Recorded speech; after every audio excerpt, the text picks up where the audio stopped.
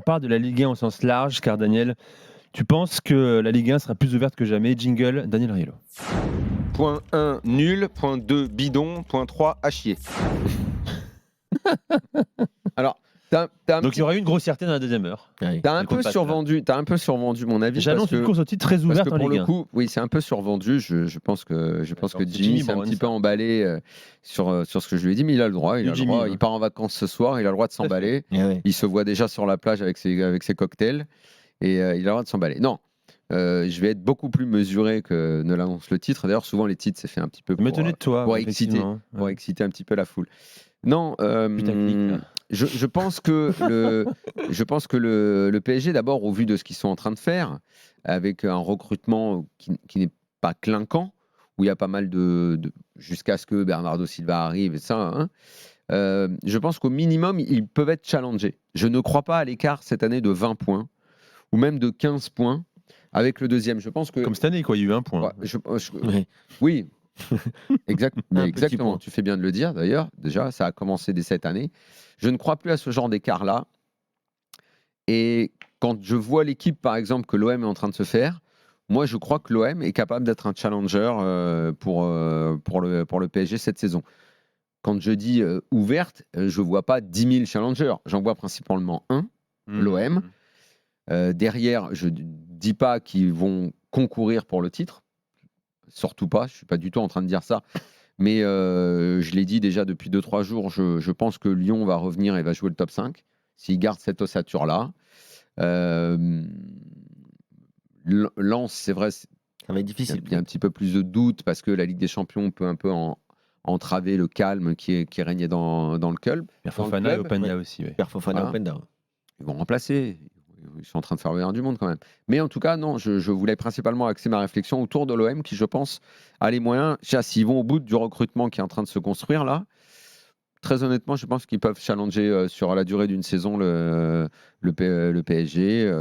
Finir devant eux, je ne te dis pas ça. Je te dis juste challenger. C'est-à-dire ne pas terminer à 10 points ou à 15 points où les saisons qu'on a connues récentes où le deuxième n'existait pas. Je pense que le deuxième, et en l'occurrence l'OM, va exister cette année. Appelez-nous au 32-16 pour agir à l'avis de Daniel. Est-ce que Marseille peut rivaliser avec Paris, ce qui serait déjà une évolution? Pourquoi tu vois pas? Je rappelle, arrivée de Aubameyang, Lodi, Renan Lodi et Geoffrey Kondogbia pour l'instant, et c'est pas terminé. C'est pas terminé. Je pense qu'ils cherchent un ou deux joueurs de côté parce que Marcelino aime ce genre de joueurs-là.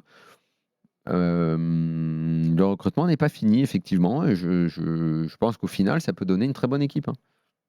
Kevin.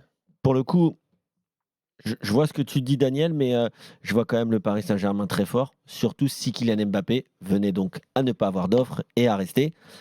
Franchement, je pense que le Paris Saint-Germain de Luis Enrique avec Kylian Mbappé pour sa last dance ou pour sa dernière année en Ligue 1. Moi, je te les mets favoris. Avec Neymar, qui va quand même être revanchard, avec un entraîneur qui connaît. Quand même, s'il y a Bernardo Silva, alors là, tu peux oublier. Donc, franchement, ça va être quand même très, très difficile pour l'OM de ne pas finir. Je te parle même pas de jouer le titre, je te dis de ne pas finir à 10 points du PSG. Parce que le PSG, c'est quand même 80 points minimum. L'OM a fait 70, mais c'est compliqué, 70 en Ligue 1, même pour l'OM.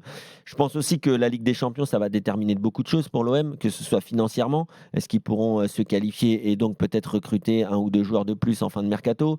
Est-ce qu'ils pourront avoir le boost de la Ligue des Champions ou au contraire, à contrario, ils pourraient avoir la fatigue liée à la Ligue des Champions? Donc, je pense qu'il y a quand même beaucoup d'incertitudes sur la saison de l'OM avec un nouvel entraîneur une nouvelle fois. Et je pense quand même que le PSG, même en reconstruction, puisqu'ils sont en perpétuelle reconstruction, aura quand même une sacrée longueur d'avance. Bon, vous nous appelez pour réagir au 32-16. Puisqu'on parlait de l'OM, du mercato marseillais, on l'a dit, c'est pas terminé. Après les 3 premières recrues, l'OM y croit encore d'ailleurs pour Iliman Ndiaye. Alors que la tendance est plutôt à ce qu'il reste à Sheffield United. On dit qu'en fait, lui n'a jamais dit je veux rester. C'est Sheffield qui veut qu'il reste. Je t'ai dit hier que c'était pas fini, que ça continue à discuter. Effectivement, confirmation. Ça discute. Marseille tente toujours de convaincre le buteur de 23 ans.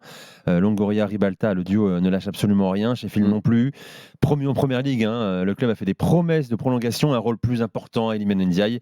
Sous contrat jusqu'en 2024. Donc tout lui appartient désormais. C'est à lui de voir s'il prolonge ou s'il vient à Marseille. L'année dernière, Lens avait réussi à arracher à Nottingham Forest Brice Samba. si Marseille arrive à arracher un nouveau club. C'est moins compliqué parce que Nottingham avait recruté un numéro 1 aussi. Oui, quand même. Ou un concurrent plus. S'ils arrivent à prendre encore un joueur qui monte en première ligue dans un club de Ligue 1, c'est quand même pas mal.